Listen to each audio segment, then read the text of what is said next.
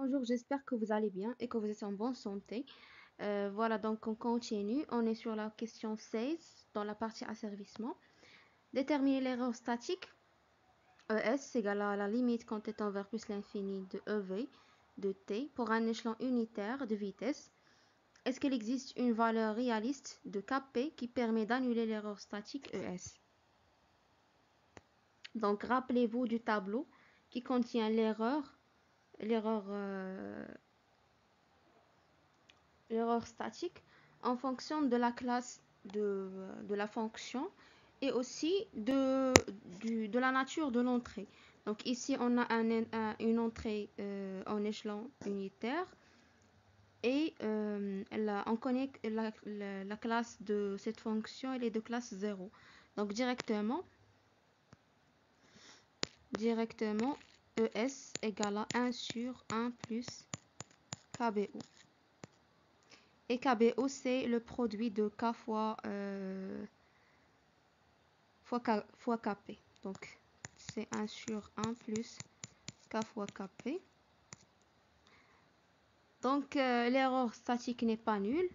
Est-ce qu'il existe une valeur Kp réaliste de Kp pour annuler ES? Non. Il n'existe pas de valeur réaliste pour... Il faut que Kp tend vers l'infini pour avoir une erreur statique nulle, ce qui n'est pas logique ni réaliste. Donc, il n'existe pas une valeur réaliste pour Kp pour annuler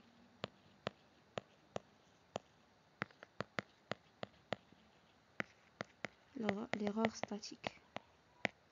Donc vous allez ici vous allez vous rendre compte que des limitations d'un correcteur Kp, il ne permet pas d'annuler l'erreur statique. Par contre, un correcteur proportionnel intégral, il annule l'erreur statique. Le correcteur proportionnel, elle permet d'agir sur sur la marge de phase. Voilà. Donc, je vais vous rappeler le tableau. Donc, on a la classe, l'entrée. Donc, pour une classe 0, 1, 2. Pour une entrée en échelon, rampe et parabole.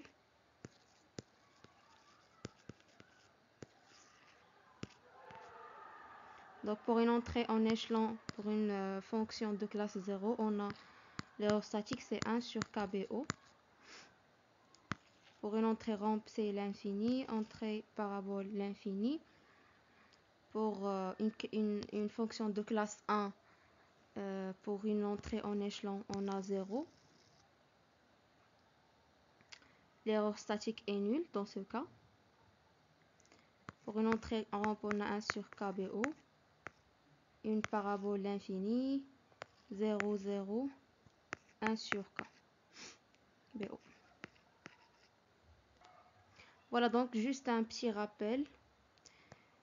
On passe à la question suivante. On cherche à avoir la fonction de transfert en boucle fermée sous la forme d'un deuxième ordre fondamental.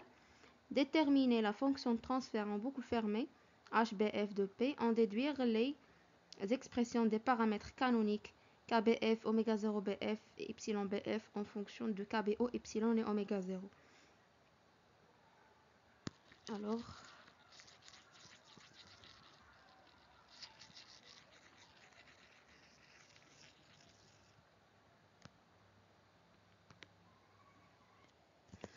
juste entre parenthèses, un petit conseil. Toujours garder à côté de vous une petite agenda ou bien des feuilles blanches. C'est préférable une petite agenda pour écrire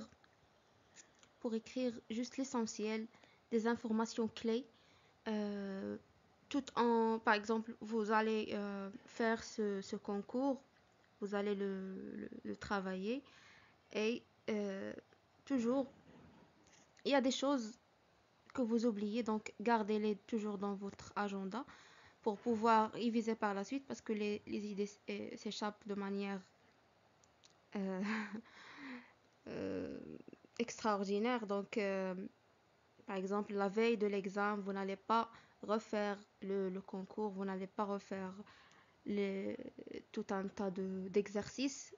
Vous allez juste jeter un coup d'œil sur vos résumés et ça vous aidera énormément à gagner du temps.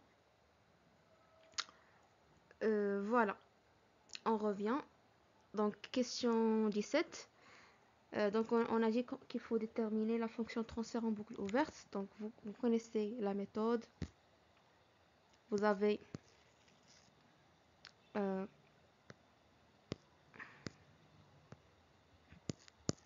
correcteur C de P. Vous avez H de P. Comparateur. Et voilà, donc la fonction de transfert en boucle ouverte, c'est C de P fois H de P sur 1 plus C de P fois H de P, c'est-à-dire HBO de P sur 1 plus HBO de P, qui est égal à KBO sur 1 plus 2 xi sur oméga 0 P plus P carré sur oméga 0 carré sur 1 plus KBO sur 1 plus 2 xi sur oméga 0 P plus P carré sur oméga 0 carré. Donc ça fait, on va diviser par KBO multiplié par 1 plus, donc ça donne 1 sur 1 plus 2 xi sur oméga 0 P plus P carré sur oméga 0 carré sur KBO plus 1.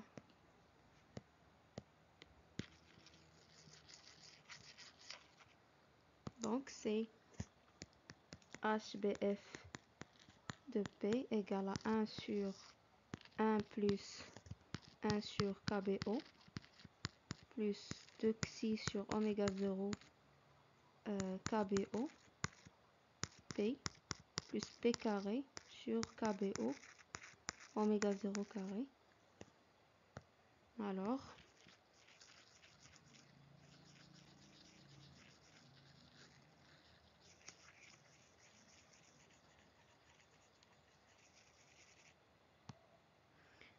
donc on va diviser par ça. Donc ça fait 1 sur 1 plus KBO, 1 sur KBO. Donc ça c'est KBO plus 1 sur KBO.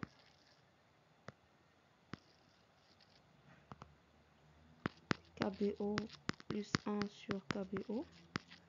Donc on multiplie par KBO divisé par KBO plus 1. Donc KBO sur KBO plus 1 sur 1 plus 2 xi sur oméga 0 KBO carré facteur de KBO plus 1 plus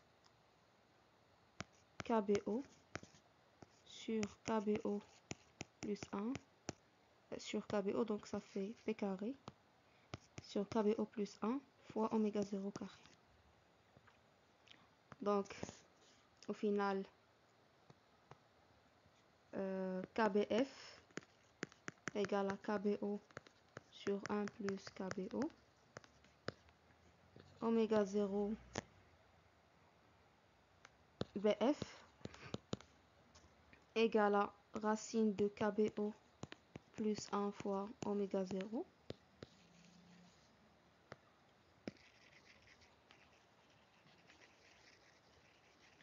et par identification on a 2 xi sur oméga 0 KBO carré facteur de KBO plus 1 égale à 2 xi BF sur oméga 0 BF au carré.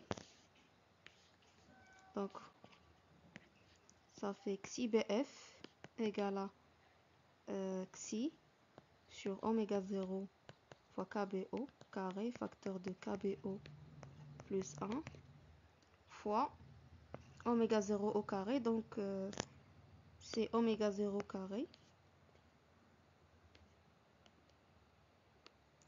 facteur de KBO plus 1. Alors ici, une erreur. Donc c'est KBO sur KBO plus 1. Et on simplifie par KBO. Donc ici on a 1 sur KBO plus 1. Donc 2xi sur oméga 0 KBO plus 1 égale à 2xi oméga 0. 2xi BF sur oméga 0 BF. Voilà. D'accord, donc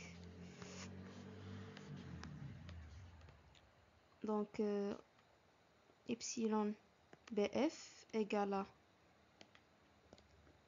xi sur oméga 0 facteur de KBO plus 1 fois oméga 0 au carré. Donc c'est oméga 0 carré facteur de KBO plus 1. Je ne sais pas d'où est venu le carré. Pardon. Voilà. Donc on simplifie par oméga 0. Donc ça reste que xi BF égale à xi sur racine de 1 plus KBO. Voilà. Essayez toujours de vérifier vos calculs parce que parfois... Voilà. Donc, on a KBF égale à KBO sur 1 plus KBO. Oméga 0 BF égale à racine de KBO plus 1 oméga 0. Et xi BF égale à xi sur racine de 1 plus KBO. Voilà. C'est tout pour cette vidéo. On se retrouve dans une prochaine vidéo. See you.